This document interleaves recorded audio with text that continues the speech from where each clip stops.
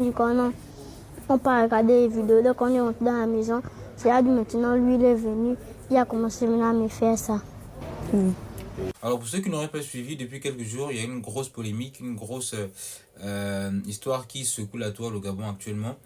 Donc pour vous résumer un peu les faits, hein, donc il y a un jeune homme de 9 ans qui s'est fait prendre par l'arrière, j'ai pas envie d'utiliser de mots trop forts pour pas que la vidéo soit bannie par TikTok, euh, par un autre jeune homme de 14 ans. Pourquoi? Parce que le jeune homme de 9 ans voulait manger. Alors forcément c'est scandaleux bien évidemment, mais la question qui me vient à l'esprit tout de suite c'est la question relative à l'éducation de ces enfants, surtout l'éducation de l'enfant qui a commis cet acte.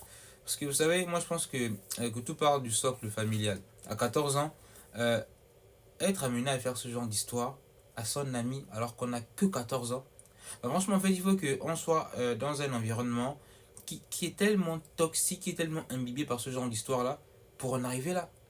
Alors, je me souviens que lorsqu'on était enfant, on faisait, voilà, je sais pas, il y avait des jeux, il y avait des histoires qui faisaient que, on pouvait s'emmerder, on pouvait faire ci, faire ça, ok, d'accord, mais on arrivait là, à faire ça à 14 ans.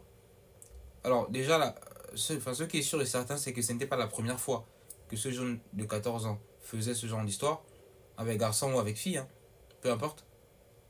Et ce sont des histoires que, mais les parents doivent être interrogés. On doit enfermer ses parents. Non, mais très honnêtement, hein, les gens vont penser ce qu'ils veulent penser de moi, je m'en fous. On doit enfermer ses parents pour cette histoire-là, parce que les parents s'occupent mal de l'enfant, ils inculquent une mauvaise éducation à l'enfant.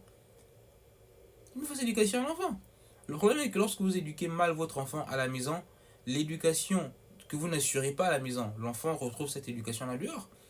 Et il se fait éduquer par le dehors. Il y a ce genre d'histoire-là, on est tous choqués au Gabon, on est tous scandalisés par ça, ça fait le tour des réseaux sociaux. Il faut qu'on se remette en question aussi nous-mêmes. Il faut qu'on se remette en question aussi nous-mêmes.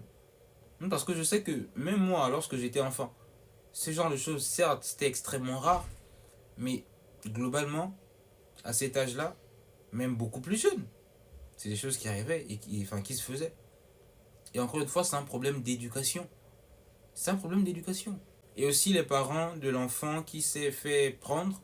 Moi, je pense aussi qu'il faudrait qu'on voit leur situation. Bon, après, au Gabon, malheureusement, il n'y a pas de suivi qui fait que on va voir tout ce qui est conditions sociales pour voir si, voilà, est-ce que les parents sont extrêmement pauvres et tout. Bon, malheureusement, ça n'existe pas au Gabon. Mais il faudrait qu'on voit ça aussi parce que, certes, il est naïf. Voilà, il a 9 ans, il ne sait pas ce qu'il fait. Voilà, mais en arriver jusqu'à là, à se pencher directement comme ça, franchement, c'est extrêmement difficile. Je pense que lorsqu'il grandira, ça va être très dur pour lui. Ça va être très très dur pour lui. Il faut que les parents puissent revoir leur modèle d'éducation au Gabon. Moi, je suis gabonais, je sais comment ça se passe au Gabon. En général, dans ce genre d'histoire-là. Voilà.